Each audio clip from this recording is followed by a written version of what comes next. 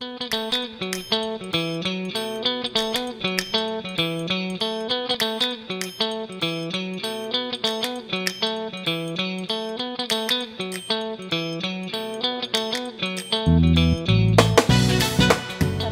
welcome to Outside the Box. Outside the Box is actually a series where we will feature a blind or visually impaired person who has actually overcome various obstacles so that they would actually be successful in the career of their choice, beating the odds, thinking outside the box. I'm your host, Loretta Neal. And actually, as a young girl, I often dreamt of becoming a neurosurgeon. My junior year in high school, I went on to actually work at NASA with a neurologist, and later went to a university where I actually majored in biology. The goal was to actually go on and to medical school. However, something very traumatic happened. I lost 95% of my visual acuity. This was very emotionally distressing. I had mobility issues and numerous other challenges, but I was able to successfully make that transition. And today, I am CEO and founder of Life Transitioning for the Blind. And our mission is to provide each unique individual with the assistance needed so that they can successfully make that transition. And that is why I am so excited about my guest today, which I'm going to introduce, an individual with whom I've been working for 3 years. I am extremely impressed with his accomplishments. Please give a warm welcome to Mr. Carlos Salguero. Carlos? Thank you very much. Thank you for the invitation. It is so wonderful to have you on the show, the very first show, as our guest. Simply delightful. Thank Now, you. Thank you very much. Carlos is a real estate broker. And I know our viewers are probably wondering, if he's a blind individual, how in the world does he do it? Well, we're definitely going to find out. Carlos, can you tell us a little bit about yourself? Well, yes. I've been in this country for more than 35 years. I'm originally from El Salvador. And unfortunately, about 9 years ago, I went through a brain tumor surgery. And all of us, even though the neurosurgeon guaranteed, they never tell you 100% that it's going to be no problem. But he did say to me, don't worry about it, everything's going to be just fine. And I was concerned about my sight. And he says, no, you're going to be just fine. So I went into the surgery, and when I woke up the next day, and it was shocking. I couldn't see anymore. It's very traumatic. Yes, all of a sudden. And at the beginning, the doctor was telling me that it's just temporarily, that it's going to be fine. Just give a few weeks and I'll be just fine. And no, time went by and I couldn't see anymore. I lost my sight all of a sudden like that. And, I have to continue. I have to start to do things on my own and accept that, not that easy. It's not easy at all. No, it can be very challenging. Very, yes. But I decided that there's life after blindness, and we got to go on. Yeah, Wonderful. we're still alive. Yeah. What a great attitude, very optimistic. Yes. So what actually inspired you to become a real estate broker? Yeah. Before I lost my sight, I always liked to go see houses when they had open houses, and before I became a broker, and I liked the idea of of selling properties and making family happy when they get their first house. Always exciting. The American dream, kind of thing. And yeah, that's when I decided to do it, and I've been doing this for a long time already. Wonderful. Now, because you're in this work environment and you are a blind individual, how is it in adapting to that environment, Carlos? Yeah, like you were saying, it's a challenging thing because it's not simple. It's not. I've been doing this for many, many years, like I said before, and I was very independent and I can do things my way. But now I have to delegate, and ask, an assistant to help me. But we can still do it. We'll still go through it. Excellent, Yeah. excellent. Now, also in a work environment like this, there are obstacles. So what are some of the obstacles and how have you overcome them? Yeah, first of all, this is transportation. We're so used to drive, ourselves. Yes. You know that too. So it's very hard. And I have to depend on, the buses from the city, like the dial ride buses from the city down where I live. And it's very hard. You cannot be on time most of the times because they're never there to pick you up when they're supposed to. And I use other services too, and to take me, from home going to work and vice versa. Yeah. Great, great. And so what about, are there other obstacles that you experience in the workplace there? And how have you overcome those? Yes. To begin with, I have to learn from the parking lot to the building. I have to learn how to walk in there and find my place, my spot, where my office is inside. And then from there, going to a restroom or place around the office. It wasn't easy. I had to get used to that. I learned to walk around like that. And also, to use computers is not as simple anymore, So that's why I need an assistant. And she's the one that helped me with that. And getting a little more in depth in that, seeing that you are visually impaired, we are visually impaired individuals, we do use screen readers. And so in doing your job, how has that been truly beneficial for you, being able to use a screen reader? Yes, well, thanks to your help too. You've been coming, to teach me how to use the computer and how to read it. And they have voice command programs, for visually impaired people. So that helps a lot too. Tremendously, Yeah. so that you can check your email, you can exactly, write yeah. documents, That's anything right, that yeah. a sighted individual will be able to do. Yeah, definitely. Wonderful. So we've kind of talked about transportation. So can you describe to me a typical day I know. from start to finish? Yeah. Well, I normally, I would say, wake up around 6:30 a.m. and then I start to get ready. And after I take a shower and try to get dressed, before I get dressed, I just take my color identifier, so I can go to through my suits to know what color. And that machine tells me the color. Can we? And the combination of the shirts and the tie and stuff Excellent, like that. excellent. I'm sure that our viewers, can you give them a little more detail about that so that they understand what a color identifier is? Yeah, there's a little machine that they didn't have them here in LA. I have to get it from Canada, from a store in Canada. They were selling those a couple of years ago, and it's a small machine that you press a button in front of the material, and it tells you the color.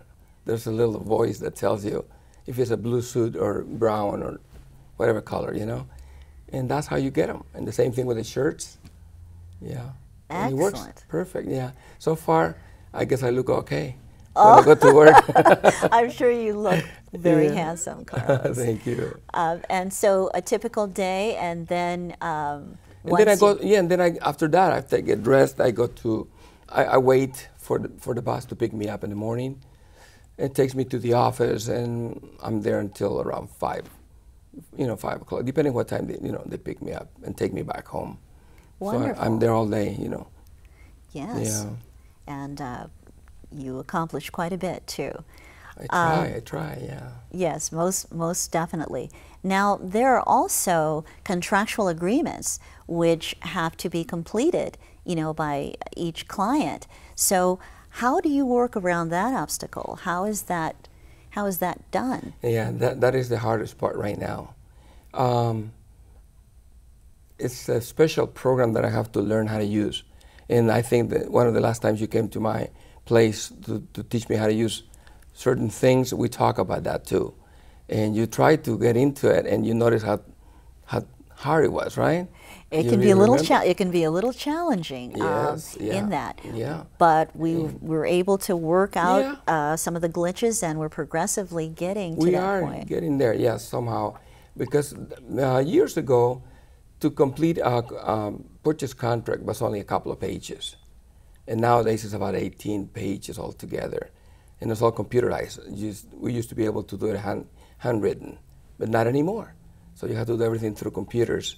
So it's a little bit, difficult. But we're getting there. Slowly but surely we're going to be there, because you were telling me how to do it.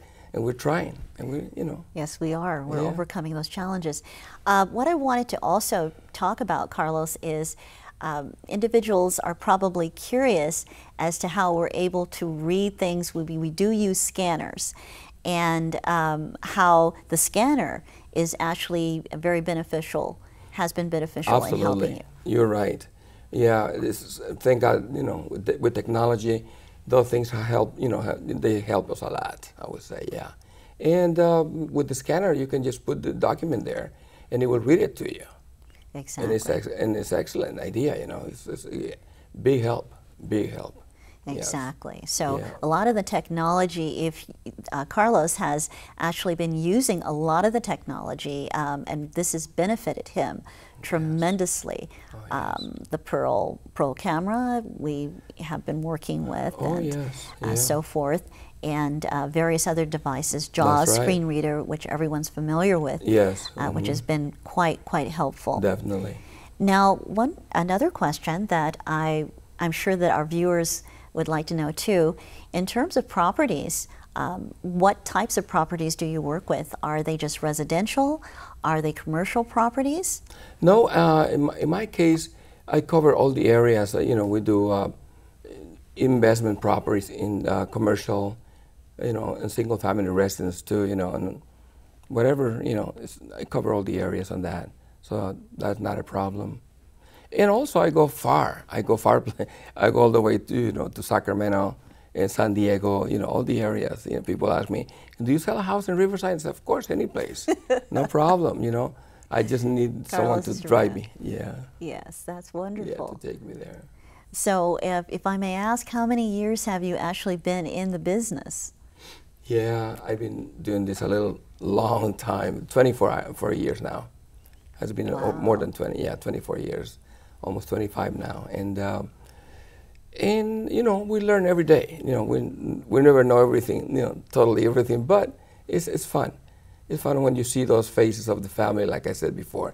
They're so happy to accomplish, their first things. Yeah, their first house. Yeah. Wonderful. Yes. And so, in terms of individuals that you see on a day-to-day basis, or you communicate with, how many individuals would you say that is typically? It varies sometimes, usually customers, they do go to work during the day most of the times. So we have to see them in the evenings, after 4, or 5 p.m. or on the weekends, But during the week, what we do is we prepare the properties that we're going to be showing them, set up appointments and all that, before we meet with them whenever they have a chance to see us. Especially, like I said, on the weekends is when they have the most time available, yeah. Excellent. And I know you knew that this question was coming. So seeing that you're accomplishing so much and doing so well, what are your future goals? And we can talk a little longer about this and elaborate it's something that I've been thinking about, seriously, that I wanted to tell people that even if we lose our sight, there's life, like I said before, there's life after blindness, and we can do things. We don't want to sit home and just feel sorry for ourselves. We just want to just go on with our life. And I was trying to see if I could open a real estate office and try to help people with, visually impaired problems, stuff like that. That would Maybe they can be, they can find something to do, keep themselves busy. Exactly. Yeah. So seeing that you would actually be able to train or teach other individuals, can you give us a little bit of lesson in terms of what a real estate broker does? Well, usually in my new situation, I have to make my things to do list. And the way I do it is I call myself, one day before, I call myself to my voicemail. And I record all my messages, I said, things to do tomorrow. And I just go one by one. So when I get there the next day, I know exactly what to do. What and what to exactly that accomplish. you're going to be doing. Yeah. So, one by one. so for a real estate broker, what type of education, what types of things do you need to know in order to pursue this area for all of those who may be very interested? You know, they may be visually impaired. And Yeah, well, let me tell you, the office where I work right now, I've been there for 20 years, is a Century 21 office. And it's very, very good. And they have a school there. We have a school for all the classes that we have to take for that. It covers, you know, ethics, different areas like financial and different things that you need to learn to deal with the public, you know, and to be responsible and to learn all the details about that. And I think it's about 14 lessons right now that you have to go through. They teach one lesson per day, per Saturday. So you cover about 14 Saturdays, and you can complete all the classes, the principal, before you apply for this state exam. So, and you know, it takes some time, but not that long. It's not that long. It depends how disciplined you are. exactly. And I'm sure there are viewers would like to know this too, because we've talked a bit about this, and I was very impressed with that. And I want you to tell me a little more detail about it. Seeing that you're a blind individual, how is it that you actually know what the property looks like? So if someone calls and they ask about a property, and you know, how is it? What kind of method do you use? I know, it's just that I've been doing this so long that as soon as I walk into a property, I just walk around and I get the feeling of it, and I more or less know, you know, the size of the house, especially if I know the square footage and the lot size and all that stuff. And I just ask my assistant to describe the property for me from the computer system. And then when we go outside, I just explain it to the clients, you know, and I said, here we have the bedrooms and this and that. And I'm so used to that I just walk in and go into the areas. I'm so familiar with all these areas already, you know, where the kitchen is and all the bedrooms and stuff. And so that's the way and then we walk to the backyard, and if I know the lot size, I know more or less where things are located. And so that's, I'm getting used to that already after a few years being like this. Excellent. Now, what I wanted to ask is, do you ever use basically different references to things that would apply when you were sighted, that you're able to carry into your career now? Things that have actually been able to help, things that you remember, that you can make reference to, that allow you, you know, say for example, with the properties. Yeah, if I do know the area, if I, like in Downey, I almost know every single street and remember the houses. And so it's easier for me just to go with them and tell them, you know, make a right turn here, make a left here. And they wonder how I know this, but I'm so familiar with the area that I know more or less where we're located and where we're going. And when we get to the property, I normally know if it's a long driveway with the garage at the end, or if it's attached garage, and I always remember things like that. And so I start to describe the property, and they get really surprised because they say, you're lying to me, you can see. And I said, no, but it's, you know, it's a discipline when you do this, you know, for many years, yeah. Exactly. So what you're saying is that in your mind, again, those are memories. Memories. And you're able to retain those memories. Absolutely. And they're very beneficial in helping you to be able to navigate and to do your job. Definitely, you know, very successfully, which is wonderful. Can you tell us a little bit more about yourself? Something that perhaps you think is unusual, or something unusual that has happened to you while actually being a real estate broker. Have you encountered anything that you think would be really unusual, that something that you would like to share with our viewers? Let me tell you, I do send Christmas calendars to my past clients, you know, every single year. But some of them, they don't know what I'm going through right now. I don't tell them right away, and sometimes they come, to my office because they need help. And when I meet them at the lobby, and they see me walking with the cane, they wonder what happened to me. Until then, they didn't know that I could not see anymore, and they were really shocked, And I said, no problem, come on in, and I help them naturally, like nothing's wrong, But of course, I have my assistant already in the conference room, waiting. Right. Yes, especially if we're going to sign papers and stuff like that. Yes, but yeah, and I don't have to tell everybody. I just keep calling my past clients and see if they need anything, if they want to make any changes, move out of the area or whatever. And when I see them is when I tell them my situation. They say, "What happened to you?" They're really surprised about it because they don't expect me to be working. Because usually, I guess people tend not to do anything after this, and that is not the idea. No. Exactly. You have to keep on going. You have to go on with life and right. and Life do doesn't things. end because Doesn't end you're because blind of or it. visually impaired. Exactly. Yeah. But it continues on. And again, showing that smooth transition is that with your clients, obviously you were doing your job extremely well because they had no idea. That's right. Yes. Until they'd actually come in. So again, Yes. showing how having an optimistic attitude. It's very important. Absolutely. Yeah.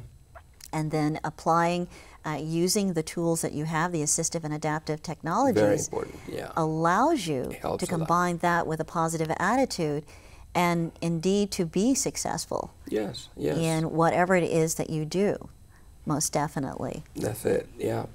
And that's what I keep telling everybody at Braille. When I go to Braille, I talk to a men's group that we have there, and I keep telling them, I'm the only one that works in the whole group, and I tell them, hey, shame on you. You got to do something about that.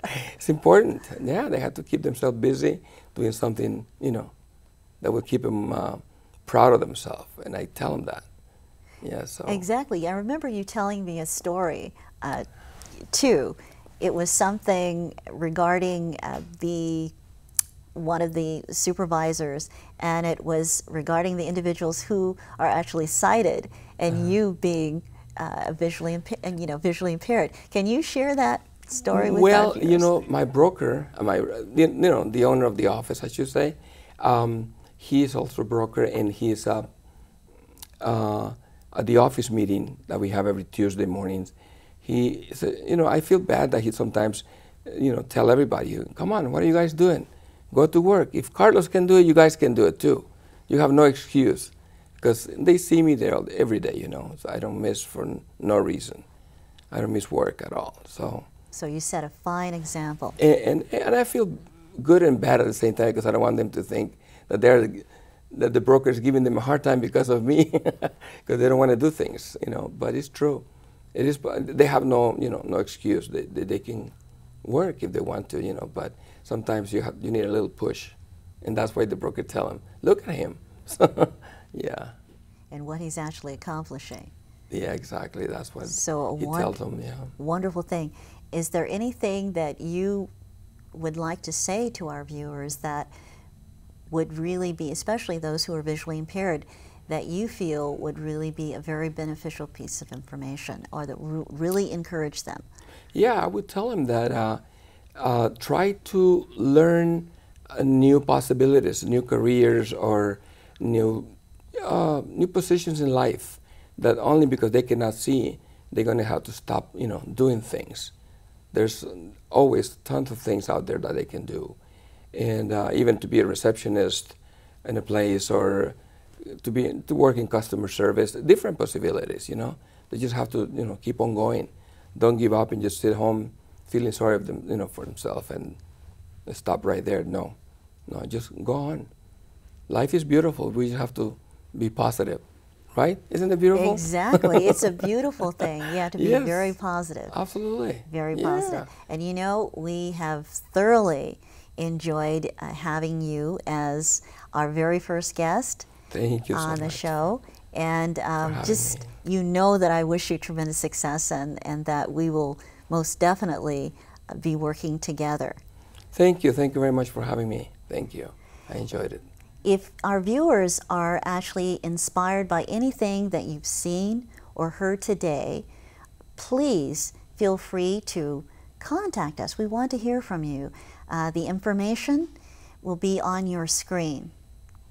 And don't forget, we have our annual event, which is Disabilities Awareness Month, which usually occurs in October.